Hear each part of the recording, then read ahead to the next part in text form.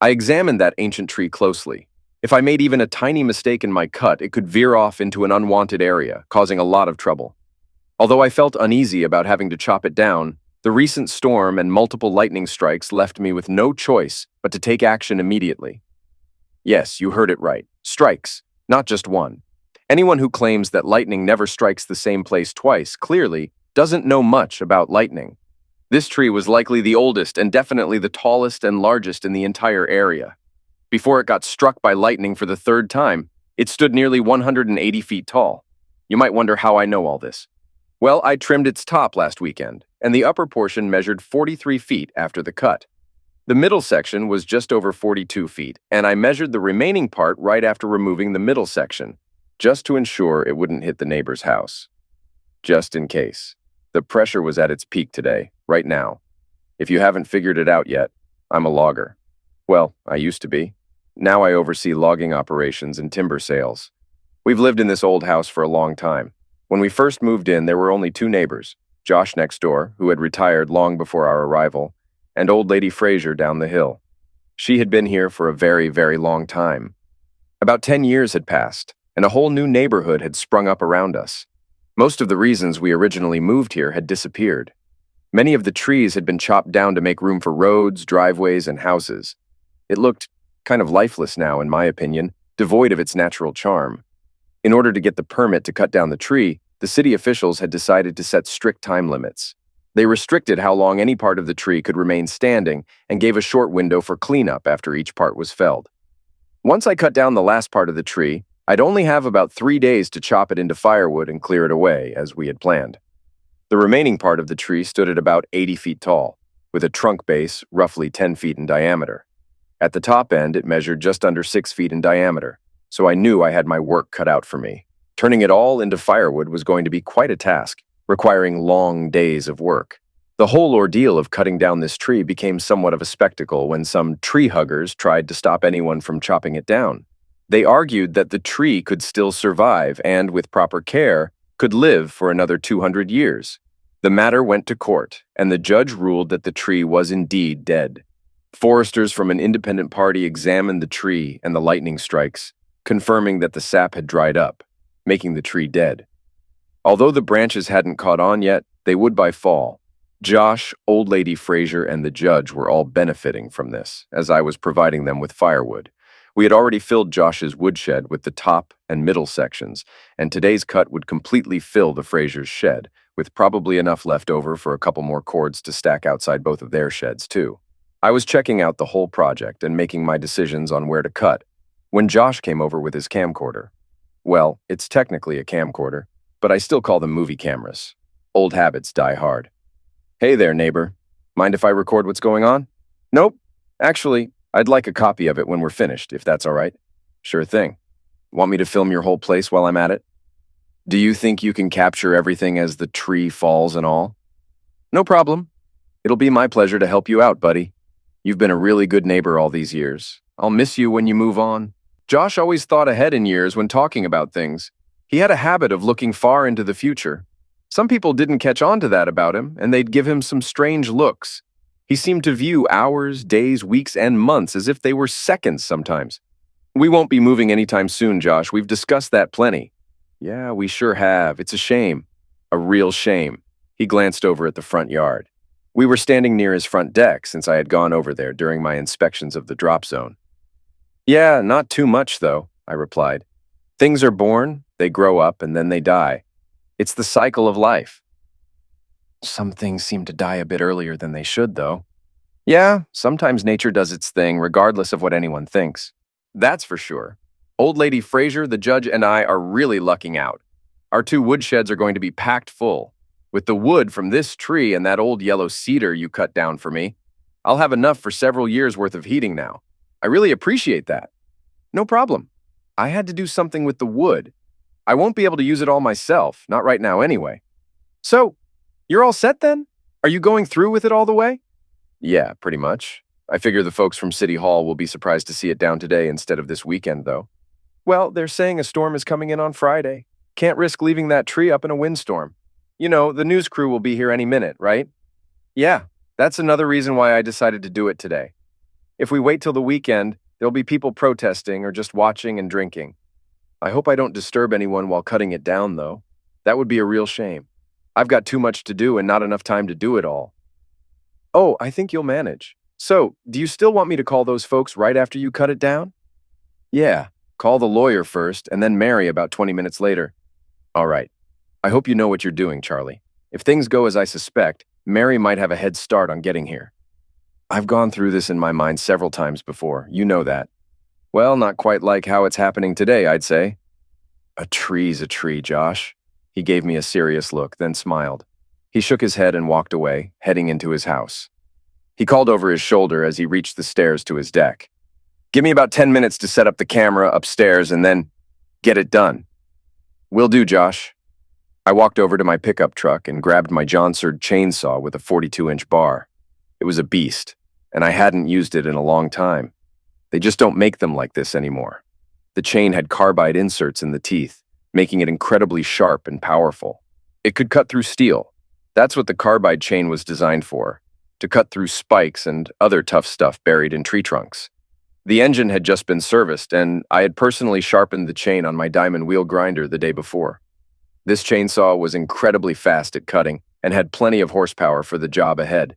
Because I was within the city limits, I had to install a muffler on the chainsaw, much to mine and Josh's dismay. We both grew up and worked with loud chainsaws and loved the sound of them roaring while cutting through big logs like butter. The permit to cut the tree required a muffler, so I had to comply with the rules. I'd follow the rules all right, and they better do the same after everything was done. I took one last look around and then positioned myself to make the final cut on the tree. I had 3 wedges placed in, 2 on the southward end and 1 on the north to help guide the tree a bit. If I've assessed the tree correctly, the tension in the trunk will cause it to break free suddenly, spinning, or as my wife Chris would say, pirouetting, about a full circle before starting its downward fall. So, I knew it would shift about 1 to 2 feet northward off the remaining stump, and the direction of its fall would be influenced by the lack of support underneath that part. I estimated it would fall in a west-northwest direction and land almost perfectly alongside the sidewalk. Since it had been a while since I've felled a tree like this, I might be a bit rusty and off. I hoped not, though.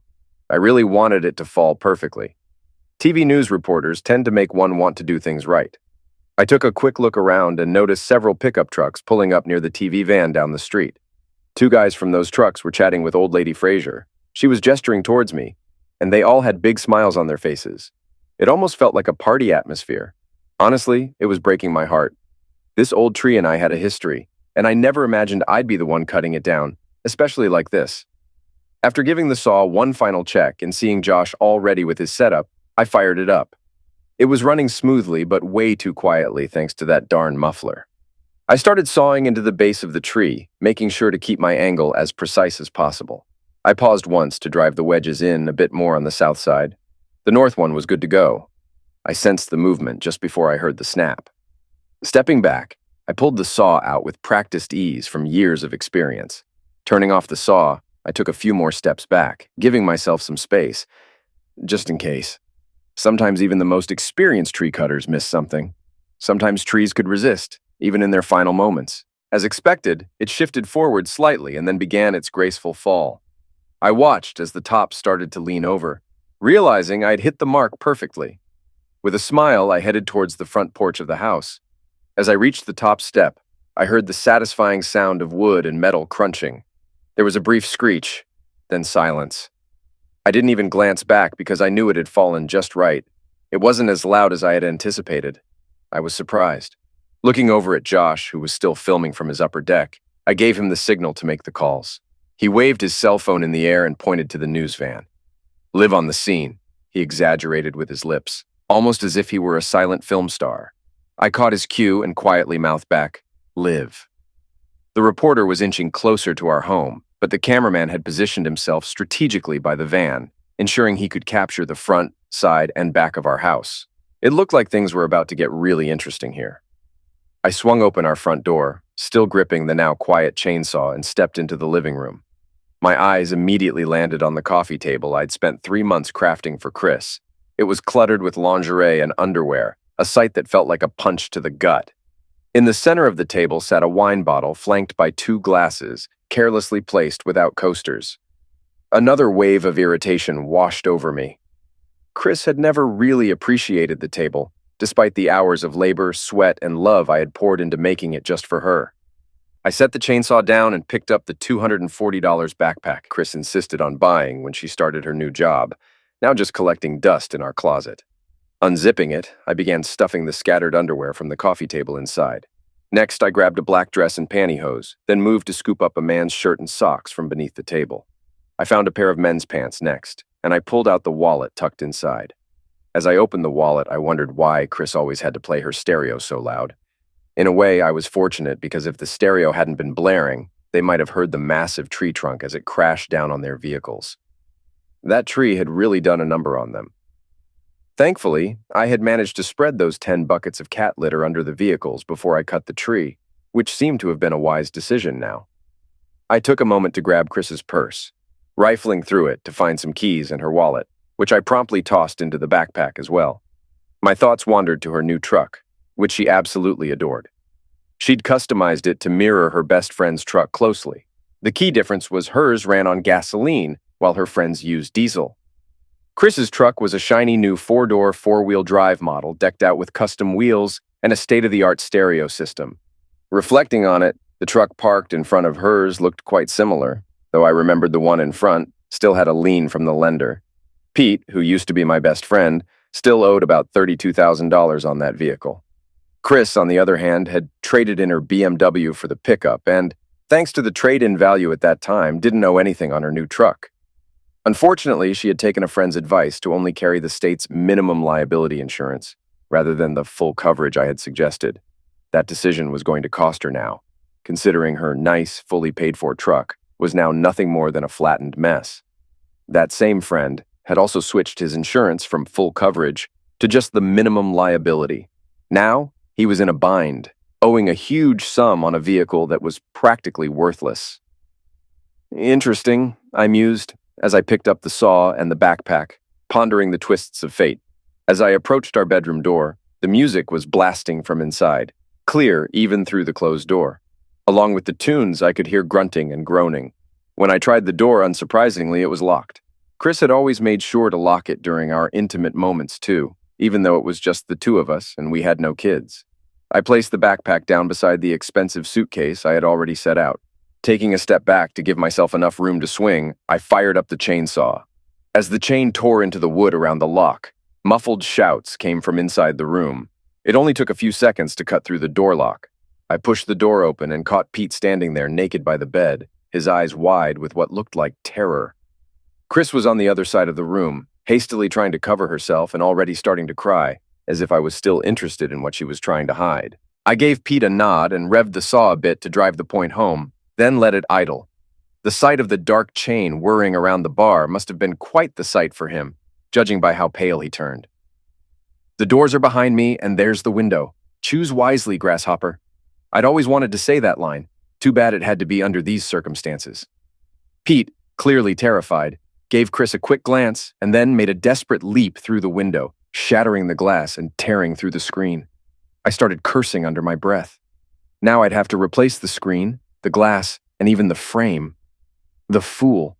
I never actually thought he'd crash through the window like that. I walked over to the window and peered down at our deck.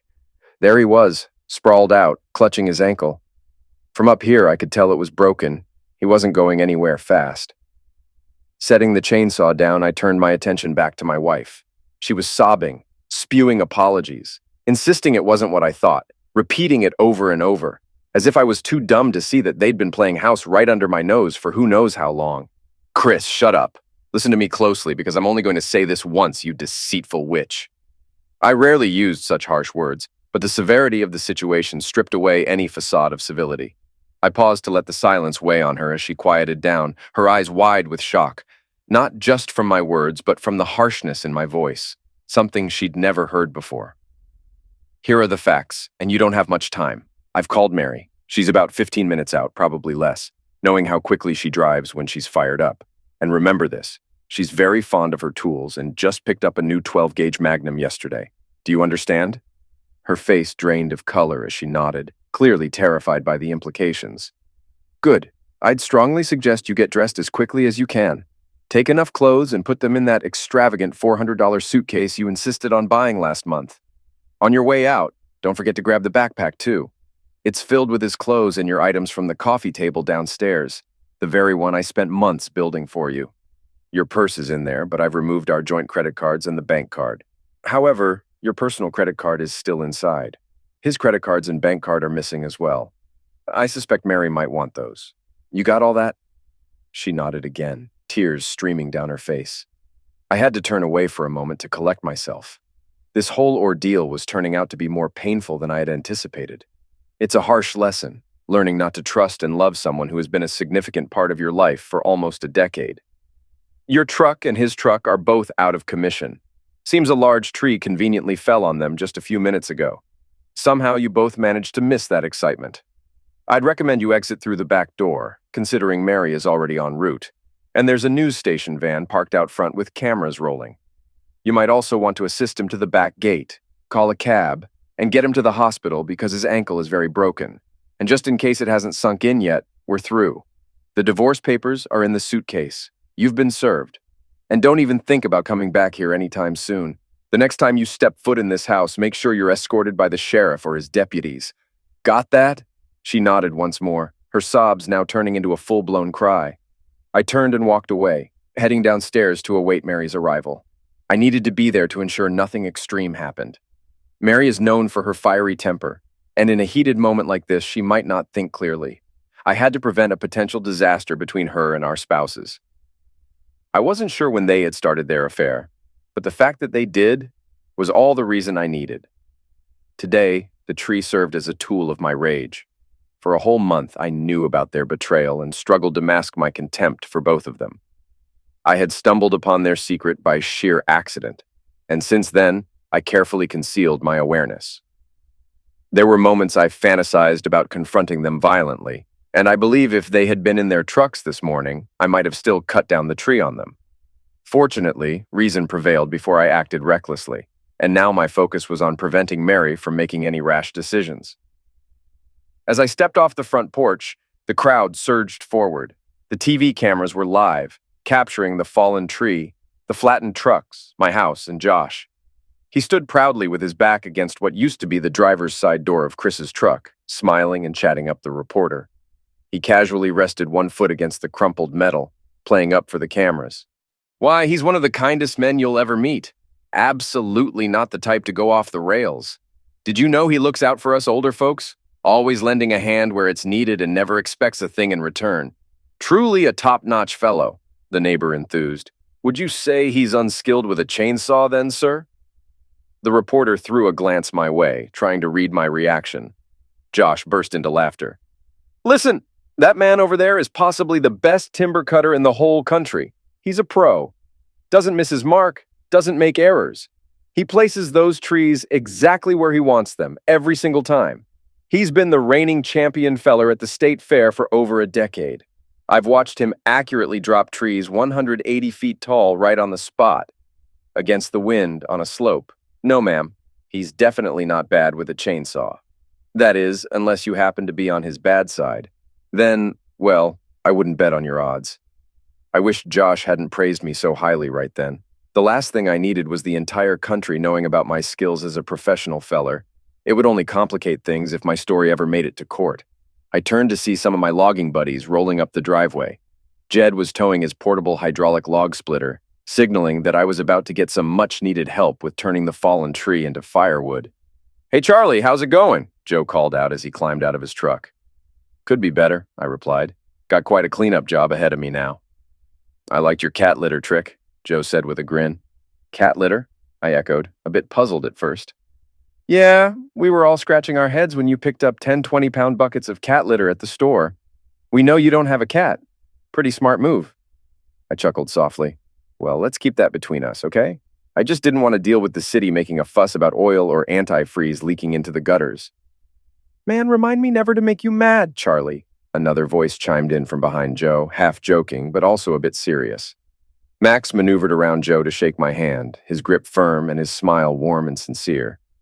Is that no-good brother of mine still kicking? Max asked with a half smile. Yeah, Max. He's probably broken his ankle, though. Jumped out of my bedroom window. Luckily, he missed the hot tub. I would hate to have to clean him out of there, too, I joked, trying to lighten the mood. I'm really sorry about all this, Charlie. I've never been able to figure him out, Max sighed. He might be my brother, but I swear someone must have switched him at birth with the real one. It's not your fault, Max. You couldn't have known. Honestly, I never thought he'd pull something like this with my wife. And I sure as hell didn't expect Chris to betray me like this either, I admitted, feeling the weight of their actions all over again. They both shifted uncomfortably, looking away to hide the mix of anger and disappointment.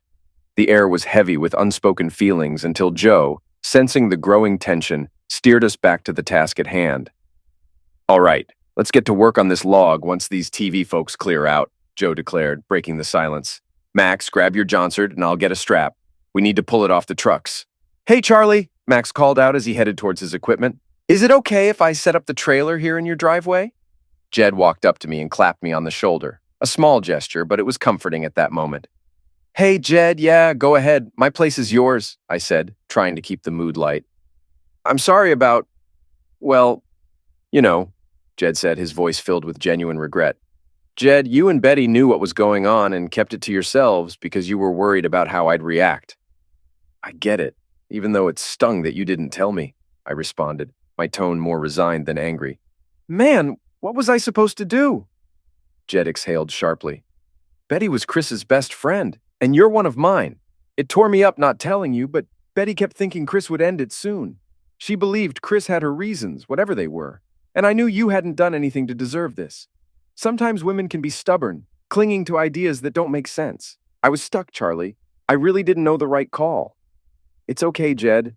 I forgive you, man. You're my friend, and I understand why you did what you did. But it's a real mess now, isn't it? I sighed, feeling the weight of the whole situation. It sure is, Jed replied. Betty got an earful from me the other night. She's still shaken up about it. She called earlier today, too. This whole mess is all over the TV now. They even caught that fool jumping out of your window in the buff. I hope someone recorded that, I chuckled, trying to find some humor in the chaos. Josh got most of it on his camera, but I bet the TV station's got a clear shot, too. It'll be something for the scrapbook, that's for sure. I walked away, needing some time alone. Mary was speeding up the street, clearly furious. I knew I'd have to be at the top of my game to talk her down. Just by the way she was driving, I could tell she was beyond upset. She screeched to a halt a few feet away from me, jumping out of her truck with her new Magnum in hand. Her hair was wild, and the look in her eyes was intense. I never wanted to be on the receiving end of her anger. I heard the distinct sound of a Magnum shell being loaded. Glancing to my left, I noticed the news reporter and cameraman stepping back with a hint of fear on their faces. Were they just afraid? Or were they actually hoping for some action? It made me think about reporters a bit. Mary, put it down, they're gone. He broke his ankle jumping out the bedroom window and Chris took him to the hospital. I wasn't entirely sure if Chris had really done that, but I hoped she had listened to me. She knew Mary well enough to understand that Mary could lose her temper easily, and when she did, things could get out of hand quickly. I hoped I could calm her down before she did something rash. I'll shoot 'em both. I'll end 'em both. The jerk and the witch are both done when I catch them. God damn it. Mary, calm down. I handled most of it, and no matter what, if you act on your threats, you'll be the one facing the consequences. I almost went down that road, but a good friend talked me out of it. Who talked you out of it? Josh. He said he kind of cares about me and didn't want to see me locked up for years. If you keep going like this, that's where you'll end up. Are they really worth all this pain? Charlie, look at what they've done, right under our noses. Tears started to flow, and then her arms dropped. Feeling safer, I took the tool from her hands. She reluctantly gave it up, and I placed it in her truck. I also took her keys from the ignition, locked the truck, and kept the keys, just in case. Then I hugged her tightly. We stood there as the crowd and cameras watched. Mary, do you want to come talk to this old lady? We spotted Old Lady Fraser by Chris's smashed pickup. Mary, tearful, reached out and took her hand. I scanned for the judge, but he was nowhere in sight. He must have been in court. Yeah, that sounds good. Charlie, you coming along too? Nah, I've got some wood to buck up before it gets dark. Best to get it done while I've got all this help around. Mrs. Fraser gave me a sharp look, then nodded her approval. You be down at my place in an hour, Charles. I'll be waiting for you. Yes, ma'am. 1 hour, I'll be there, I assured her. Behind me, I could hear my friends quietly joking among themselves. Classic Charlie, hiding behind the skirts like the old days. He always has the older ladies worrying, needing to chat with him. Seems like he gets out of more work that way. Hey, Charlie, think we can get this tree sectioned off in an hour? That's a lot of tree to handle. Yeah, I get it, I shot back, half amused. But you guys know the drill. When Mrs. Fraser sets a time, you better show up on time. You've all been there, so lay off, you jokers. They chuckled and turned their attention back to cutting the downed tree into manageable sections. Just then, a stern voice cut through the noise.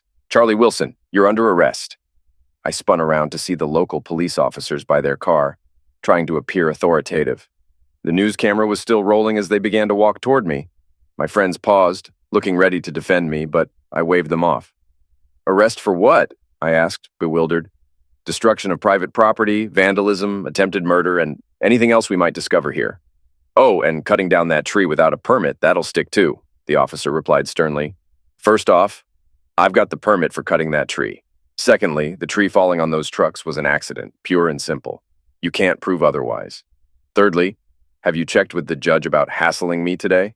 And lastly, attempted murder. If I had wanted him dead, he would be. Do you really think I'm that reckless? Unlike you two, I have some common sense. Now, I suggest you leave, I said with finality.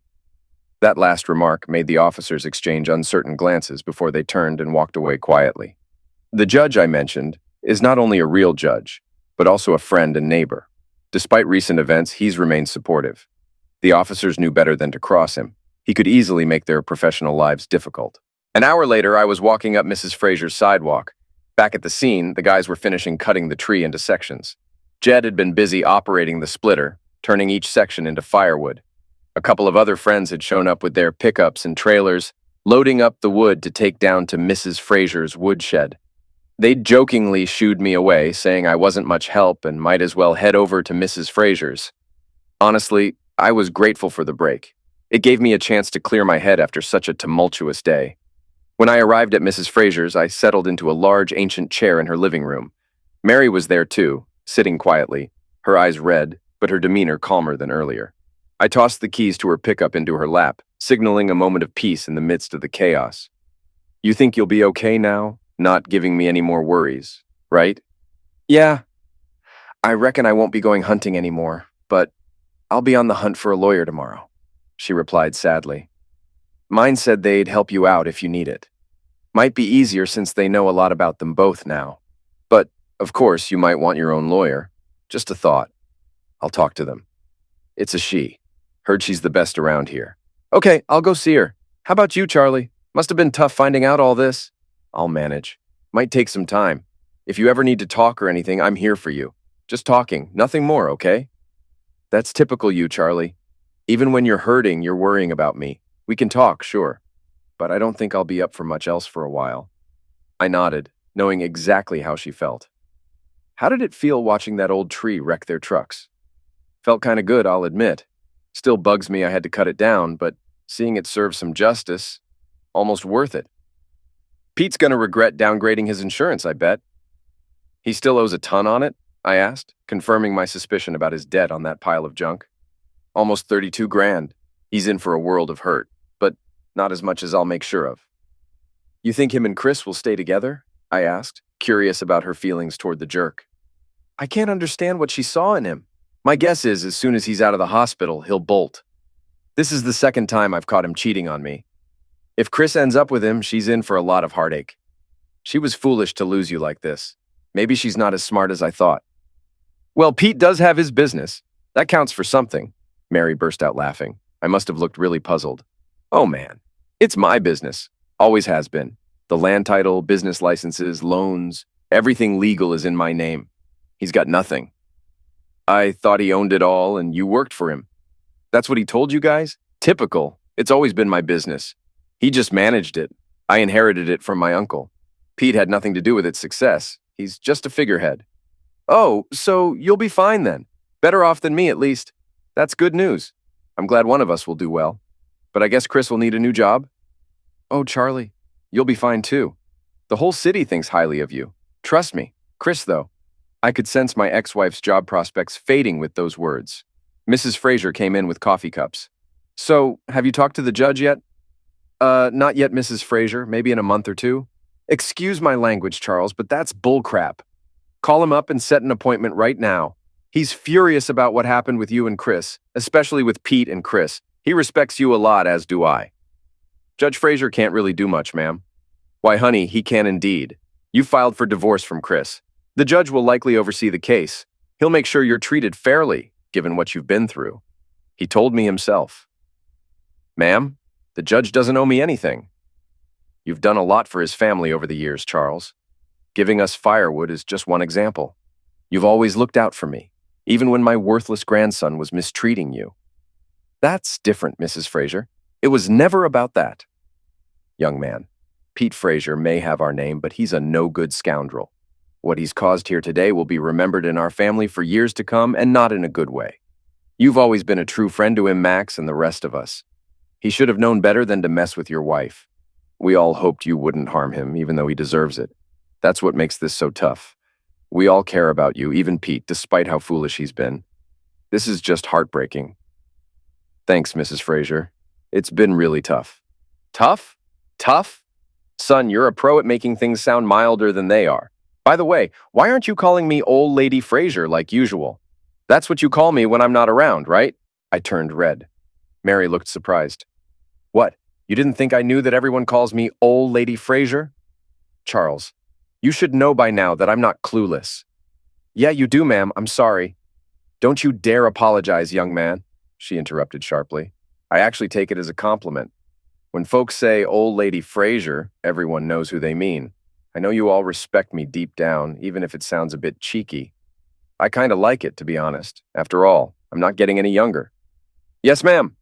Now call the judge. He's waiting. He's got some words of wisdom for you. I've known him for 50 years, and he's always got good advice for those who listen. Yes, ma'am. Ever felt like you're in trouble back in school, caught doing something mischievous like smoking in the boys' room or throwing spitballs? That's how Old Lady Fraser could make you feel with just a few words.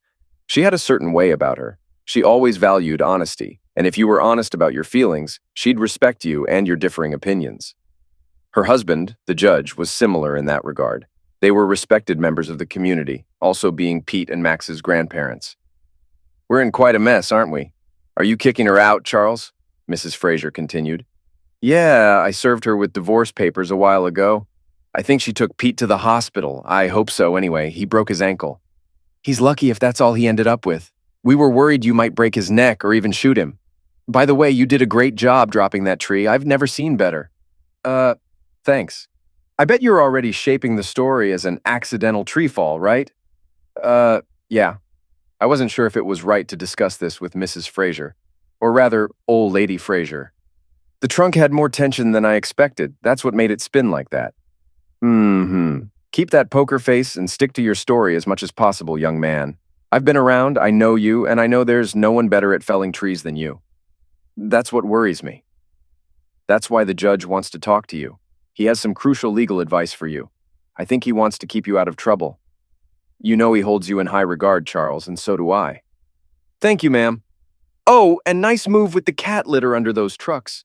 I appreciate that you took care to prevent oil and antifreeze from leaking into the drains. Blushing, I nodded while Mary stared at me with clear admiration. You planned all of that?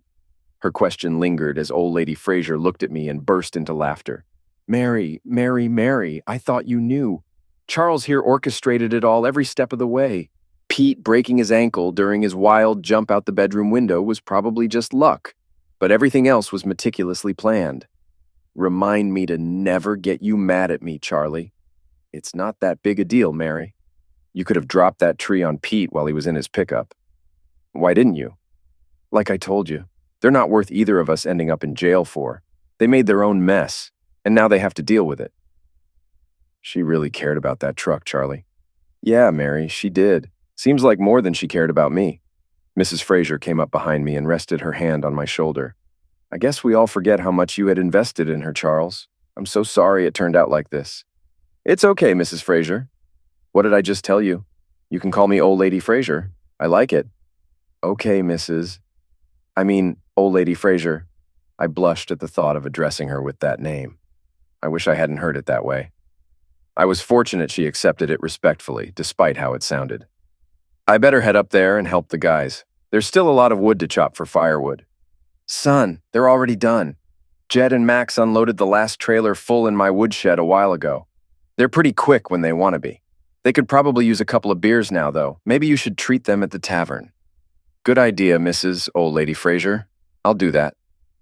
Charles, no matter what happens, you're a good man. There's none better. You hear me? Yes, ma'am. I hear you. I hugged Mary and Old Lady Fraser before leaving. The cold beers were surprisingly refreshing, a small comfort given everything else that was going on. Around me, my buddies kept the atmosphere light with their steady stream of jokes, managing to pull a smile out of me despite the chaos.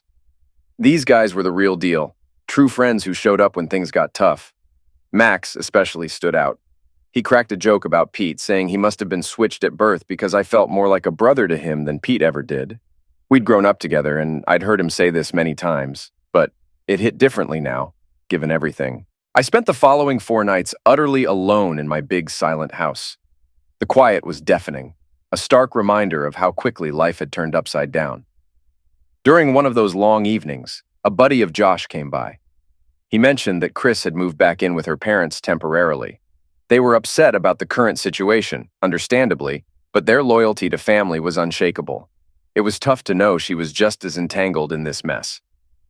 One evening, the judge himself stopped by my house. His expression was serious, laced with concern. He wasn't just a distant figure from the courtroom. He genuinely cared about my well-being.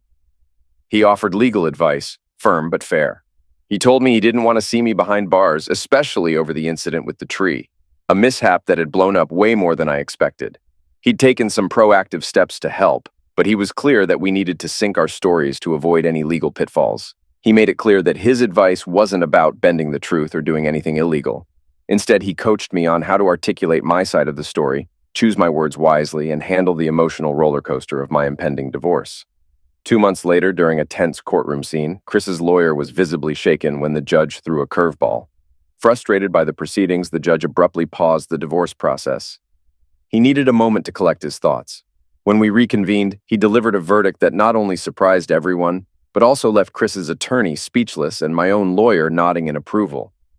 The judge's decision was unexpected but just, restoring a semblance of balance to the chaos that had upended my life. I hereby grant the divorce under the original terms presented to this court, the judge declared firmly. Mr. Charles Masters' petition is granted with prejudice. And no, Chris, you can't appeal. You've been dragging your feet for the past 2 months, trying to prolong the process. I can only assume you're trying to pressure Charles into dropping the divorce action. I can't condone your tactics. You made your bed, now it's time to lie in it. Charles offered a fair split of the assets, and that's that. Chris's lawyer was taken aback by the suddenness of the decision, but quickly caught up. Your Honor, my client deserves better than that. She's stood by the marriage before and, young man, if you persist, I'll hold you in contempt of court. I'll throw you in jail, and I might not let you out for a long time. Do you understand? Yes, sir. Your Honor, sir. Chris, I need to speak with you privately before you go. The judge's expression softened as he addressed Chris. We were excused. I wondered what the judge wanted to talk to Chris about, but all I wanted was to leave the courtroom and breathe some fresh air. Chris, I'm not sure what you're aiming for here. I understand you don't want the divorce, but can't you see how blatantly you rubbed your affair with Pete in Charles's face? Good Lord, girl, you even traded your nice car for a pickup just like his. What were you thinking? Chris stared at the floor, lost for words in front of the judge. She had tangled herself in an affair with this man's grandson, who also happened to be her husband's friend. She couldn't quite grasp how it all happened. All she knew was that a harmless attraction had spiraled into a dangerous mess. In the past months, she'd pondered, trying to understand why she betrayed her husband, but she had no answer except, because I could. That realization didn't sit right with her conscience. She knew she messed up and couldn't find a way to fix it.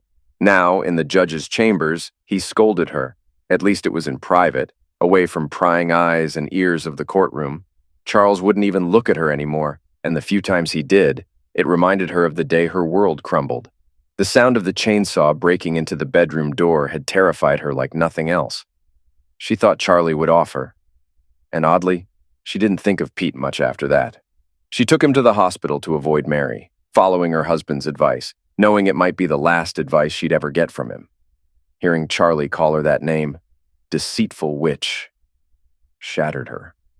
That pain still lingered in her heart. Standing there without clothes with another man, who was her husband's best friend, she felt like she truly was a deceitful witch. The damage to the pickup caused by Charlie, all those little favors he did for her over the years that she dismissed as insignificant, even Charlie's efforts to shield her from Mary, all led to a whirlwind of foolish thoughts about how this affair would unfold. She never imagined Charlie would find out. In her worst nightmare, she thought if he did, they'd be hurt but eventually reconcile. But reality didn't match her expectations. She worried about finding a new job. Learning that Mary owned the business and Pete was just an employee shocked her. First, working with Pete in the same office was a problem because they violated workplace rules. Second, her new boss, Mary, made it clear she'd be fired soon, so Chris quit on the spot, apologizing to Mary. Charlie was always the person she could confide in about anything, but now he wasn't there for her at all. Lastly, the events of that morning were broadcast live to everyone's TVs and living rooms, leaving a deep impact on her. She had it all, and she gave it up for what? The closeness with Pete wasn't even that great, and she didn't love him. She reminisced about the day she received the coffee table Charlie crafted for her. Despite her neglect, she cherished it deeply, touched by Charlie's expression of love through his craftsmanship. Reflecting on it, Chris realized she had taken Charlie for granted, assuming he would always be there for her. This belief led her to treat his gifts carelessly, selfishly believing he'd replace or repair them. She now saw her own selfishness clearly. She felt she had let down not only Charlie, but also her own family, as well as the judge and his family, particularly Old Lady Fraser, who had once treated her like an adult, but now barely acknowledged her. Chris vividly recalled the disappointment in Mrs. Fraser's eyes when they crossed paths at the grocery store. Mrs. Fraser and the judge avoided her, as if she were contagious, a sight that deeply wounded Chris. All this chaos for some fleeting excitement with Charlie's best friend, who, after having his way with her, began disrespecting Charlie in her presence. He led her down a destructive path, then abandoned her, blaming her for everything. In hindsight, Chris realized she had taken love for granted when receiving it, but had never fully appreciated its value until she destroyed it. I leaned back on the cabin's porch. Josh had owned this cabin for a long time, and after I sold my house and settled my divorce with Chris, he offered it to me. I was aware of the cabin, but when we transferred the title, I learned it came with 700 acres of land. "Josh," I said to him, "are you crazy? This place is worth way more than the $72,000 you're asking. 700 acres? That doesn't make sense. People will think you're going senile or something when I buy it from you. They'll say I took advantage of an old man who couldn't defend himself." "Hey, hold on a second, young man," Josh snapped back. "First off, I'm perfectly sane. My mind is fine. Also, I can sell my land to anyone for any price I want. Plus, I've already rejected higher offers from developers. The reason you're getting this deal is because I've known you your whole life. I trust you won't sell it to a developer who'll just tear down the trees and build houses. I know you'll preserve what I really value about this property." "Josh, you know this land is worth millions," I reminded him. "To a developer, maybe. But to you, or someone like you, it's priceless, right?" "Sure, but—" "No buts, young man. I set the price low so no developer can buy it and ruin it. And I really appreciated how you sold your house to that nice couple. You could have sold it for more to someone else. So why didn't you? You know the reason. That guy was just looking to make a quick buck because he knew I wanted out fast due to my divorce. He was partly right. I really wanted to wrap up the divorce as soon as possible. So you could have made a lot more money, but you sold it to that young couple with 2 kids. Why? They took me back to better times and I wanted to help them. I believe they'll take good care of the place." "Oh, now I get it." "Exactly. I've always known you were smarter than most people thought, Charlie. Take good care of the place, okay? It's incredibly serene up here on the mountain. From this vantage point, I can take in the sweeping views of the valley, the twinkling city lights below, and even spot my old neighborhood. I've added a hot tub to one side of the cabin, along with a sturdy deck, enhancing its charm. With these and other modifications, it's evolved beyond a simple cabin, yet I'll always affectionately refer to it as the cabin. Next to it, I've constructed a garage, linked to the cabin by a covered walkway that shields me from the elements. The setup includes the old barn with a classic hip roof and a functional workshop. Altogether, it's become a delightful haven to live and relax. I also installed a corral, lending a rustic flair to the place, and got it into good working order. Now, I'm hosting 6 horses for some urban residents. They enjoy 700 acres of private land ideal for riding, not to mention the expansive forest of the national park just beyond. Professionally, I'm still with the same firm, overseeing timber sales and managing logging crews. Interestingly, boarding these 6 horses has turned into a lucrative side job. My friends, like Josh, the judge, Mrs. Fraser, and some old buddies, still make time to visit me here on weekends. Since the day Chris and I signed those divorce papers, I haven't seen her. To be honest, I miss her presence. While I don't miss the conflicts and chaos that led to our split, letting go of the past can be challenging. Life's lessons can be unforgiving and hard to accept at times. After a string of uninspiring dates, I finally met someone truly remarkable. She's a keeper, and I'm seriously considering a deeper commitment. Despite my reservations about getting too close again, she's been patient and understanding, gradually dismantling the barriers I had built around my heart. Since she works as a TV reporter, I get to see her on screen even when she's not around, which feels like a small comfort. Interestingly, she's the same TV reporter who covered the notorious tree felling incident. Time passed, I learned some valuable life lessons, and she eventually interviewed me for a feature on logging. That's when I asked her out, and the rest, as they say, is history. She has a still shot of that old tree lying across those 2 pickups. That image has made the rounds online, popping up in TV show jokes and even on humorous birthday cards. She did well for herself by selling the rights to it. Whenever Josh visits, he can't help but laugh when he sees that photo displayed on the fireplace mantel. The frame itself is crafted from the wood of that very tree, adding an extra layer of irony to the display. Rather than the typical decor like magnums or other mantelpiece ornaments, the Johnsard chainsaw that brought down the tree is mounted above it, taking pride of place. I've retired the chainsaw from actual use. It hasn't cut anything since that fateful day. Jessica knows it still operates, though. I've fired it up a few times just for kicks when she's around. Sometimes she gives me this look and just shudders. When I've asked her about it, all she says is that she never realized just how effectively that saw could slice through wood. She also often remarks how foolish Chris was to be in that spot at that time. I have to agree with her on that. After all, Chris lost a perfectly good pickup and ended up with, well, not exactly nothing, but she definitely lost me, and I know that eats at her. Jessica, on the other hand, feels happy and secure knowing that I'm committed to just one woman. I've always been that way, and I always will be. Life has taught me the tough lessons of what happens when one strays from faithfulness. If you look closely at that old picture frame, you'll notice some stains on the wood, oil and antifreeze, which seep deep into the green timber. When I built and finished the frame, I made sure to leave those stains visible. It sort of rounds out the whole story, don't you think? For me, it's a constant reminder to focus on what truly matters in life.